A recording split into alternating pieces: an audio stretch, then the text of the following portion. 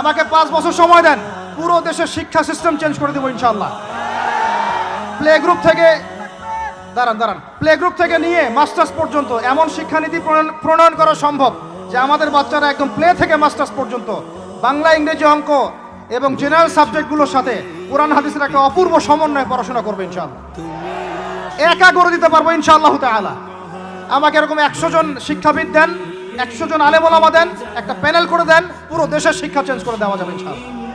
যাদেরকে রেখেছেন এদের মাথায় গোবর আছে, যাদেরকে রেখেছেন এদের মাথায় টাটকা গোবর আছে। বইপত্রগুলোর অবস্থা দেখেছেন? বইপত্রগুলো ঘাটাঘাটি করেছেন? সমকামিতা প্রমোট করছে আমাদের দেশের মধ্যে, ট্রান্সজেন্ডার প্রমোট করছে আমাদের দেশের মধ্যে, আমাদের বাচ্চা কাচ্চা কচি কাঁচা বাচ্চাদেরকে শারীরিক শিক্ষার নামে যৌন শিক্ষা দিচ্ছে। এগুলো আমাদের মুসলমানদের শিক্ষা? এটা চলতে থাকলে দেখবেন অচিরেই কোনো মানুষ বাচ্চাদেরকে স্কুলে পাঠাবে না, এটা অরুচি ধরে যাবে। তখন কি হবে? কোটি কোটি স্কুল, কলেজ, বিশ্ববিদ্যালয় খা খা করে পড়ে থাকবে, কেউ পাঠাবে না ওখানে। তখন মাদ্রাসা থেকে মানুষ ঝুঁকবে আরো বেশি।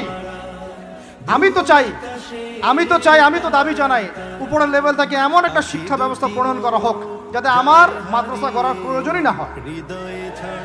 ওই সিস্টেম রাষ্ট্রীয়ভাবেই পড়ানো হবে ইনশাআল্লাহ। আপনি মালয়েশিয়ার দিকে তাকিয়ে দেখেন, আপনি এই যে ওয়েস্টার্ন কান্ট্রির মধ্যে অনেক কান্ট্রি আছে, অস্ট্রেলিয়ার মতো জায়গাতে আছে, ব্রিটেনের মতো জায়গাতে আছে, কোন কোন ক্ষেত্রে আপনি লেবাননকে দেখেন, ইয়েমেনকে দেখেন, জর্ডানকে দেখেন, কাতারকে দেখেন, সৌদি আরবিয়াকে দেখেন, অনেক কান্ট্রি আছে। ভালো কাজের তো প্রশংসা করতে দোষ নাই, দোষ আছে? এমনকি অনেক পশ্চিমা কান্ট্রিতেও একদম উপর লেভেল থেকে ইসলামিক সিলেবাস প্রণয়ন করা হয়েছে। তার মানে এমন না যে তারা সায়েন্সকে গুরুত্ব দেয় নাই, ম্যাথকে গুরুত্ব দেয় নাই, ফিজিক্স পড়ায় নাই, অ্যাস্ট্রোফিজিক্স পড়ায় নাই, ইকোনমিক্স পড়ায় নাই, বিষয়টা এমন না। তারা ফিলোসফি পর্যন্ত পড়িয়েছে। ঘাটাঘাটি করেন, অনলাইনে সব মজুদ আছে। এমন শিক্ষানীতি প্রণয়ন করা সম্ভব একদম প্লে থেকে নিয়ে মাস্টার্স পর্যন্ত। আমার ছেলে ইমামতিও করবে, এদিকে বিমানও উড়াবে ইনশাআল্লাহ। আমার মেয়ে ডাক্তারও হবে, এদিকে দেখবেন হাফেজাও হবে ইনশাআল্লাহ। একজন মুফতি সাহেব, তিনি ফতোয়াও দিবেন, একই সাথে বিশ্ব অর্থনীতি সম্পর্কেও জানবেন ইনশাআল্লাহ। একজন আর্মি অফিসার, তিনি যেমন সামরিক ক্ষেত্রে লিডার হবেন, তেমনি দেখবেন ফিকহের কিতাব মোতালা করে ফতোয়া দিতে পারছেন ইনশাআল্লাহ। এই যুগটা এটা কোনো মানে স্বপ্নের যুগ নয়, এই যুগটা ছিল এক সময়। বেশি দিন দূরে যেতে হবে না, আপনি 200, 300, 400 বছর পিছনে যান, দেখবেন মুসলমানরা এমন সোনালী যুগ পার করে আসছে। অতএব এগুলো কোনো গাল গল্প করছি না আমি, এগুলো বাস্তবে রূপান্তরিত করা অবশ্যই সম্ভব, বারহাক সম্ভব, যদি এরকম কিছু মানুষের মধ্যে উদ্দীপনা থাকে, একটা সৎ সাহস থাকে, আমাদের উপর থেকে যদি একটা সহযোগিতা আসে এবং আমাদের মতো যারা ইয়াং তাদেরকে যদি মূল্যায়ন করা হয়, ইনশাল্লাহ দেখবেন বাংলার জমিন পরিবর্তন হয়ে গেছে। এই পরিবর্তন হলে দেশের জন্য কোনো খারাপের কিছু নাই, রাষ্ট্র পিছিয়ে যাবে না, রাষ্ট্র আরো এগিয়ে যাবে ইনশাআল্লাহ। আরো ব্যাপার আছে। আপনি মালয়েশিয়ার একটা ক্লাস 10-এর বাচ্চার দিকে তাকান।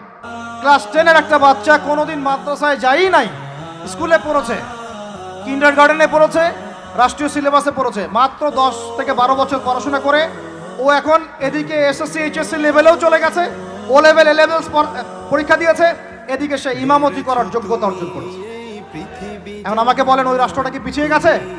অতএব এই শিক্ষার দিকে অনেক মনোযোগ হতে হবে আমাদের সবাইকে, আল্লাহ পাক তৌফিক দান করেন। আমরা যদি এখন এগুলোর বিরুদ্ধে গঠনমূলক কথা না বলি, গঠনমূলক প্রতিবাদ না করি এবং আমাদের রাষ্ট্রপ্রধানদেরকে না বোঝাই, তাহলে অনেক দেরি হয়ে যাবে। আজকে থেকে 20 বছর আগে ইহুদি খ্রিস্টানরা পরিকল্পনা করেছিল এই টিকটক প্রজন্ম গড়ে তোলার জন্য, তারা আজকে সফল হয়েছে। এখন আমরা যদি এখন চুপ করে থাকি, আগামী 20 বছর পর আপনি দেখবেন আরেকটা প্রজন্ম আসছে, এরা মানুষকে সালাম পর্যন্ত দিবে না। দেখে নিয়ে না, 20 বছর লাগবে না, 5টা বছর যাক, তারপর দেখেন কি হয়। আল্লাহ, এরা কি এখন বাসায় ঢুকে বাবা মাকে সালাম দেয়? কারণ কোন প্রতিষ্ঠান ওকে সালাম দেওয়া শিখায় নাই, স্কুলে না, কলেজে না, কোথাও সে সালাম দেওয়া শিখছে না। আসসালামু আলাইকুম ওয়া রাহমাতুল্লাহি ওয়া বারাকাতুহু বিশুদ্ধ করে বলতে পারছে না, বিশুদ্ধ করে বলতে হবে না? অর্থ আছে না, এর একটা তাজবিদ আছে না? এগুলো তো আমরা গুরুত্ব দিচ্ছি না। এমন প্রজন্ম গড়ে উঠেছে অলরেডি যারা এখন পিতা মাতাকে সালাম দেয় না, পিতার সাথে ঝগড়া করে, মায়ের সাথে মায়ের গায়ে হাত তুলে, সম্পত্তির জন্য মাকে হত্যা করে, সম্পত্তির জন্য বাবার গায়ে হাত তোলে। ওই দিক থেকে মাস্টার ডিগ্রি পাশ করে আসে ব্রিটেন থেকে, অক্সফোর্ড থেকে, কেমব্রিজ থেকে আইসা এদিকে প্রফেসর হয়েছে বিভিন্ন বিশ্ববিদ্যালয়ের, বাবা পড়ে আছে বৃদ্ধাশ্রমে। কতগুলো এক্সাম্পল নেবেন। এগুলো আমি কি গাল গল্প করছি? আমি কোনো গাল গল্প করতে এখানে আসি নাই, এগুলো বাস্তবতা। আপনার কাছে মনে হচ্ছে পুরো বিশ্বের শিক্ষা খুব উন্নত, বাহ্যিকভাবে বস্তুবাদী ক্ষেত্রে উন্নত, মঙ্গলে যাচ্ছি, চাঁদে যাচ্ছি, স্যাটেলাইট পাঠাচ্ছি ইত্যাদি, তো এগুলো বস্তুবাদী উন্নতি।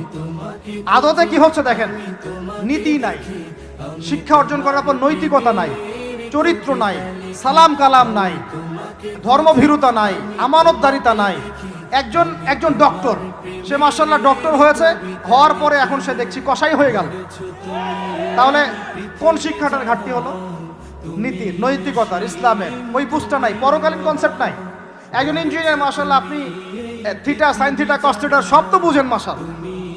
আপনি একজন আর্কিমিডিস থেকে শুরু করে পিথাগোরাস সব পড়ে ফেললেন, কিন্তু ইঞ্জিনিয়ার হয়েও তো আপনি চোর হলেন। তাহলে কোন শিক্ষার অভাব হলো বলেন? একটা মেয়েকে আপনি দেখছেন মাশাআল্লাহ এগিয়ে যাচ্ছে, বাপরে বাপ, ফেমিনিস্ট রেভলিউশন। আদতে ওর গায়ে এখন একটা গেঞ্জি, ওর গায়ে পায়ে একটা জিন্সের প্যান্ট, বাহিরের চলাফেরা দেখে তার অঙ্গ প্রত্যঙ্গ সব স্পষ্ট দেখা যাচ্ছে, সে স্পষ্ট বেপরদায় চলছে। একটা ছেলেকে আপনি দেখছেন বাহির থেকে পরে আসলো, এসে এখানে ট্রান্সজেন্ডার হয়ে গেল, লিঙ্গ পরিবর্তন করতেছে। ছেলে পেলেকে দেখছেন এখানে ডিগ্রি অর্জন করেছে, কিন্তু মাদক ছাড়তে পারছে না, মেয়েদের সাথে জেনা ছাড়তে পারছে না, সমকামিতা ছাড়তে পারছে না। শিক্ষার সংজ্ঞাটাই বা আসলে কি? তাহলে সংজ্ঞাটা কি? এডুকেশনের সংজ্ঞাটা কি আমাকে বলেন? শিক্ষার মূল সংজ্ঞাটা কি? আমরা কি এই বিশ্বের মূল শিক্ষা ব্যবস্থা কি মুসলমানরা গড়ে দেয় নাই? একটা বই কিনেন বাসায় গিয়ে, যে এই বিশ্বের 1000 সেরা আবিষ্কার, ওখানে দেখবেন সবগুলো মুসলমানদের নাম আছে না নাই? আপনি যে ল্যাপটপ চালাচ্ছেন, অ্যালগোরিদম কে দিয়েছে? হিন্দু ভাইরা দিয়েছে, খ্রিস্টান ভাইরা দিয়েছে। আমি বোঝানোর জন্য ভাই বলছি, বৌদ্ধ ভাইরা দিয়েছে, ইহুদিরা দিয়েছে, এরা দেয় না। কারা দিয়েছে? মুসলিমরা দিয়েছে। আপনি যে মেডিকেল সায়েন্সের কথা বলছেন, মূল জিনিসটা কে দিয়েছে? মুসলিমরা দিয়েছে। রক্ত সংবহন তন্ত্র কারা আবিষ্কার করেছে? মুসলিমরা। আপনি জাবির ইবনে হাইয়ানকে ছাড়া আপনি কেমিস্ট্রি পড়াতে পারবেন না। ইবনে রুশদ, ইবনে সিনাকে ছাড়া আপনি মেডিকেল সায়েন্স আগাতে পারবেন না। আপনি ইবনে রুশদ ছাড়া এই যে আমরা পাটিগণিত, বীজগণিত, জ্যামিতি, ত্রিকোণমিতি, পরিমিতি করে আপনি করতে পারবেন না। আমরা তো জেনারেল লাইন পড়েছি, আমাদের সাথে বসেন, এগুলো হয়তো সবাই আপনাকে বোঝাতে পারবে না। জ্যোতির্বিদ্যায় যাচ্ছেন, আপনি অ্যাস্ট্রোনমিতে যাচ্ছেন, অনেক কিছু করছেন, আপনি মুসলিমদেরকে ছাড়া এক পা আগাতে পারবেন না। মূল ভিত্তিটা করে দিয়েছে কারা? উমাইয়ারা, আব্বাসীয়রা, সেলজুকরা, উসমানীয়রা এবং 4 খলিফার সময়। এই সময়ে এই শিক্ষার মূল ভিত্তিটা দাঁড়িয়েছে। এই যে আমরা যে নাহু সরফের কিতাবগুলো পড়ি, আমাকে বলেন তো, নাহু সরফের কিতাব রাসূলের যুগে ছিল?